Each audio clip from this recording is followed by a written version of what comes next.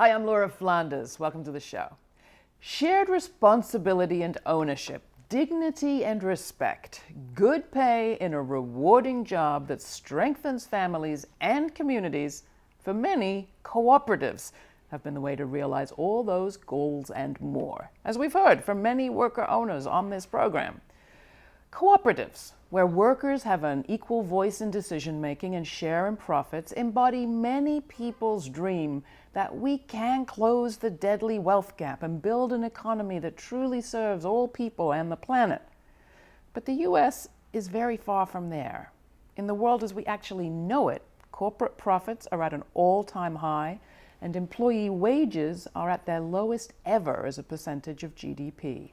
Worker cooperatives are exceedingly rare, with fewer than 5,000 worker owners nationwide. And while we cover these developments a lot on this program, using worker cooperatives as part of a broader community wealth building strategy in low-income neighborhoods is almost impossible to find, very uncommon. If the need is so large and the promise so great, why then are there so few co-ops? Hilary Abell, no stranger to co-ops herself, addresses just that question in the first of its kind report released recently by the Democracy Collaborative. Welcome to the program, Hilary. Glad to have you. Thank you. Great to be here. So, Hilary, you are no stranger to co-ops, as I say. What's your experience with them yourself? Well, 20 years ago, I was a worker owner at Equal Exchange when it was a pioneering leader in the fair trade industry before there was really any fair trade coffee in this country. And that wasn't where you stopped in the co-op world. Right. That was really where I started, both working with farmer cooperatives that were selling us coffee on fair trade terms and also being a worker owner myself. And I took a break and did other things related to international development and community empowerment. And then in 2003, I started working at WAGES, which stands for Women's Action to Gain Economic Security. And we were developing work-owned businesses right in the San Francisco Bay Area. Now, you stayed there as ED for, I think, 8 years? That's right. What did you learn? Yeah. Ooh, so many things. First and foremost, I learned that worker cooperatives are a powerful community economic development tool. So we saw incredible changes in the women's lives. We developed green cleaning cooperatives and had 5 of them that still exist and are thriving in the Bay Area. And there are about 100 women who have healthy, dignified jobs in those co-ops. And to give you a few data points, we actually measure the impact on their family economy. So the women that I worked with at the Oakland Cooperative, within a year or two of joining the business, their family incomes had increased by 70 to 80%. And they had health insurance for the first time, dental insurance, respect in the workplace, of course, and a role in decision-making in the company. So very transformative for these women and their families. So why is it at the beginning of your report you say that you've watched what's happened over the last few years, this extraordinary growth of interest in co-ops, with, I think you put it, enthusiasm and concern? That's right. What's the concern about? Well, really the concern is the reason I wrote the report. I felt there was a real need for people in the United States to be able to build off lessons already learned and not have to reinvent the wheel. And of course we're going to make mistakes because we need to take a lot of risks to do this large scale, but we want to make new mistakes and not keep making the same old mistakes. So, and to be more concrete about it, a lot of organizations toying with the idea or maybe getting into co-op development in low-income communities have experience in community organizing, social work, things like that that are very valuable complements for cooperative businesses. They're an important piece of the puzzle, but they don't necessarily have experience developing businesses. You attended the U.S. Federation of Worker-Owned Co-ops 10th conference this summer in Chicago. I was there too, 500 people, hugely fired up. What did you come away with as a sense of where this movement's at? We're at an incredible time. We have so much opportunity. The Great Recession generated interest in cooperatives that I think is, I don't want to say unprecedented because I'm not a historian of cooperatives. I know the 1930s there was a huge growth spurt as well, but in my lifetime, certainly unprecedented. And it was really thrilling to me to see also the diversity of the cooperative movement, the types of businesses that are being created, the different approaches to cooperative development and the people who are involved. So I saw a lot more African Americans, for example, and a lot more people of color at this conference than some of the previous ones. Some of the newer cooperatives that are up and coming, I'm a big fan of Opportunity Threads in North Carolina, and they are helping to revive the textile industry in North Carolina, which basically got offshored over the course of several decades. And they have about 17 people now in their worker-owned co-op. They do great products that they sell all over the country, and they're working with others in the supply chain. Some of the old guard of their industry as well as up and coming young leaders to work on the whole value chain to revive the industry. It's really exciting work. So tell us a little bit more what you mean about value networks, value chains. Yeah, so Mondragon, the cooperative complex in Spain, which a lot of people know about, is an incredible example. So they started as, a school, and then their first co-op, and then their second one, very small initiative initially, but they've been around about 60 years now and have, I think, 80,000 worker owners and 100 and some cooperatives in a large conglomerate. And many of those co-ops are built off of the value chain of existing co-ops. So they'll see a need that cooperatives buying something from outside the co-op sector that a new cooperative could supply. And so not only do they have an existing market to respond to, but they also have that cooperation among cooperatives that makes everybody stronger. And Mondragon also has a cooperative bank and an R&D arm, as well as an entrepreneurial division, which now has a different name, but that was a key part of growing Mondragon in the early years. Now we'll come back to Mondragon in just a second, but I'm reminded of what Dan Swinney said at the U.S. Federation conference this summer, where he said, we need to talk about scale, and scale is in the headline, the title of your report. Yes. He said we need to not be just impatient, but intolerant of small-scale initiatives. Do you know where he's coming from? Do you agree? I do know where he's coming from, and I have great respect for Dan. So I think fundamentally I do agree.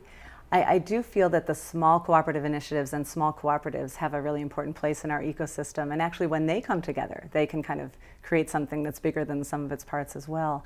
But I feel that the greatest need is for larger cooperatives within our ecosystems and for systems change. So for example, in the San Francisco Bay Area, Project Equity, the group that I'm currently co-founding, is collaborating with other stakeholders to develop a blueprint for increasing worker ownership in the Bay Area. And we're actually looking at multiple pathways. So we're doing a co-op academy to support small-scale cooperative startups and growing cooperatives, because we think with a little extra support, business coaching, legal advice, and for co-op developers, some education about how to do co-op development effectively, that those initiatives can be more effective. And then we're also looking at business opportunities for larger scale worker cooperatives. So Allison, my co-founder, and I are going to be focused on developing cooperatives that can employ 50 to 100 or more people. So looking at scale very explicitly. And in the Bay Area Blueprint, we're also looking at opportunities for conversions of existing businesses into worker ownership. So to come back to the question of succession, there's a point made very well in your report where you point out that there are 20 million small businesses in this country at the moment, employing more than half of the American workforce, and almost none of them have a succession plan. So you have people who are maybe baby boomers looking at retiring with no idea really of what's going to happen to their company. You say that is a very good prime sort of crop of businesses that could be ripe for worker owner takeover, as it were, or buyout. Yes, it's an incredible opportunity. I think that people who have built their businesses up usually have a lot of investment in their local communities and even in their employees, so they'd like to see those jobs stay there. And if they don't have a succession plan, which most of them don't, and in many cases, the younger generation in their family is not going to be taking over their family business. So the alternative is for an absentee owner to come in from outside, and that's not going to meet the goals that that business owner had for their business or that the employees have for their business. So we think there's an incredible opportunity there, as well as with social entrepreneurs and others. In the Bay Area, we have a very lively, progressive entrepreneurial ecosystem, if you will, and some of those folks just want to go on and found the next thing, and we're hoping that if we get them interested, more of those businesses might share the ownership with their workers. From your report, name for us the top, 3 or 4 challenges that you think this sector faces right now. Number one might be lack of business expertise in some of the co-op development initiatives. So key to effective co-op development is developing great businesses and developing people, and the combination of effective human and business development. And most co-op developers emphasize one or the other. So I think building capacity to do both is a key need for the sector. Another challenge is the lack of awareness about cooperatives and the fact that our economy has built on sort of the cowboy approach to entrepreneurship and the Wild West, mindset. So cooperation, I think, is very much within the American ethos, but it's not the way that we think of how we're going to build our economy. So we have a lot of education to do. And in fact, in the Bay Area, we're working with our local community college to develop a course on cooperatives, which hopefully will be the first step in the whole community college system, integrating more of cooperative teaching into their curriculum. Talk a little bit about the challenges that are posed by the financial structure. We've talked about that a little bit here on the program in the past, but it's very hard for co-ops to get started, partly because it's hard to get loans. Yeah. Because bankers don't understand cooperatives and also have some misconceptions about them, it is difficult to get mainstream banks to lend to cooperatives. And also, a very pure application of the traditional cooperative principles might discourage outside investors. And so if you have cooperative founders who don't have a lot of personal resources, it can be hard to get enough founding capital. Fortunately, though, today there are quite a few loan funds out there, and CDFIs are now officially approved to lend to cooperatives through a new initiative that started a couple years ago. So there is more loan money available, and there's more work to be done there. I personally feel that the ecosystem of patient capital needs to be broadened and diversified. Patient capital being loans that you can keep for the long term without the lender coming down really hard fast. Yeah, and in this context, I actually like to think of it as including also grants, loans, and equity-like investments. So philanthropy, I think, has a big role to play in supporting the growth of worker cooperatives because of all the benefits that it has to society. It would be very much in keeping with their missions. And equity-like financing is always preferable. So I think some of the creative work around policy for worker co-ops is improving the law so that they can include outside financing, but it's always the members who maintain control. Well, I wanted to get to the question of public policy. It's a big part of your report also. What can cities and states do to be more co-op friendly? There are a lot of things that cities and states can do. One would be to work with local advocates and policy specialists to improve the laws for worker co-ops. One of the reasons that there's so many worker cooperatives in Quebec is that there's something called the cooperative law that gives very specific frameworks for how you set up a worker co-op, for example. Whereas here, a lot of worker co-ops are organized under consumer cooperative law, which isn't always the right fit, and there's just a lot more thinking through and decisions to make for people, which become a barrier when you're starting up. So better laws can help. Certainly funding. I think public funding for worker cooperatives is very much merited. Again, it's a great social investment. The question of the reserve fund was interesting to me too. Yeah, the indivisible reserve. That's right. That's a key part of the law in Quebec and in Italy. And what it means is that cooperatives will be around to support future generations. So when a cooperative makes profit, that there's a tax advantage to keeping that profit inside the business versus just paying it out. And what co-ops in the US sometimes are more inclined to do is to pay it out to provide benefits for their membership, which is also important. But what we need is the right balance so the cooperatives are not undercapitalized. And the thriving worker co-op sectors around the world generally do have self-financing because larger, more robust cooperatives that do generate wealth have kept it for the movement to help fuel other cooperatives. How do you talk to people who have no familiarity with this, who have no engagement with it, who maybe think it is that co-op thing from the 1970s?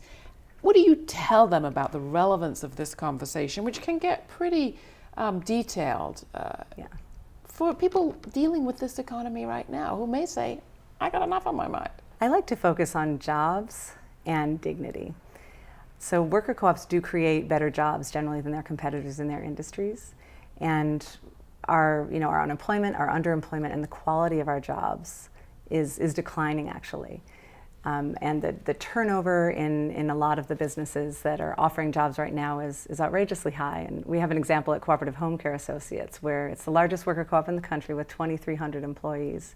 They're a leader in their industry, and their employee turnover is about 15% per year versus 40 to 60% in their industry. So the people that I work with in lower income communities usually are coming to worker co-ops looking for a good job, and their other options are terrible. So I find that that's a way into the conversation for a lot of people. And then I think you mentioned in the beginning the wealth gap, and the racial wealth gap is just unconscionable, I feel.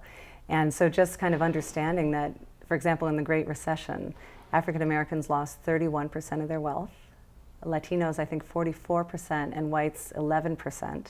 None of that is good, but the racial disparity there is really, really concerning. And worker cooperatives are a way not only to increase income for low-wage workers, but also to build assets. And are people that are most of them coming from sort of nonprofit work well-equipped to be business people? We spoke to somebody in Jackson who put it very well. She said, if people have had an experience of diffuse leadership and diffuse goals in nonprofits, they may not be well prepared or trained to get into the business driver's seat. Yeah. I've been in the nonprofit world a long time as well as in the co-op movement, and I think like anywhere, you can have really poorly run businesses and poorly run nonprofits, and you can have really well-run nonprofits and businesses. And so I'm a fan of, taking the best from good business practices and applying it to social change work. So, in the corporate world, actually, employee engagement has become very much the key to success. And there's a lot of data that shows when employees are highly engaged, the company is more profitable. So that's become mainstream thinking, at least in name, in the business world, which is very interesting because cooperatives have known that for a long time. And so what the cooperative model does is bake that into the DNA, high employee engagement. And also a lot of nonprofits do that. So I think that well-run nonprofits have participatory practices that well-run cooperatives also do. And the key is really good leadership, good processes, good facilitation. And back to your question of scale, I actually believe that democracy can sometimes be better practiced in a larger organization because you have two things that you might not have in a small one, which is more money. So for example, when people have to spend time in meetings making decisions that they wouldn't normally be part of in a company that didn't include workers in decision making, if those meetings can be paid, that's an incredible benefit and just helps give the thing a lot of strength. And in addition, you might have more staff and more training for everybody involved, but good leadership, good planning and facilitation of those meetings. Any advice for people out there who are wildly excited but don't know very much?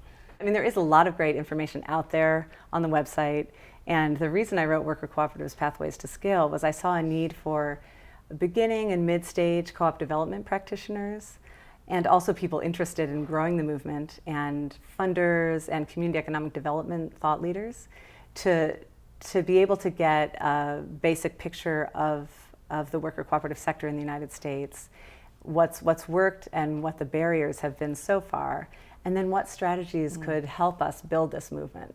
And what's Project Equity going to be doing? This is the new organization you just started? That's right. Alison Lingain and I are co-founding Project Equity. We just started in April of 2014. And our mission is to increase economic resiliency in low-income communities by increasing worker ownership. And we're planning, actually are already working on two levels. One is to develop larger scale worker-owned businesses, ones that could eventually employ 50, 100 or more worker owners, because there aren't enough of those in the United States yet. And the other is to work on a systems change level to engage diverse stakeholders. So we're already collaborating with other nonprofits, the U.S. Federation of Worker Cooperatives, the Sustainable Business Alliance, local governments, our local community college, on developing this Bay Area blueprint for worker ownership. So we really believe that we need collaborative efforts, we need systems change so that worker ownership becomes more normal, more common, and easier to practice. Hilary Abell, thank you so much for coming in. Thank you, Laura. Great to talk with you.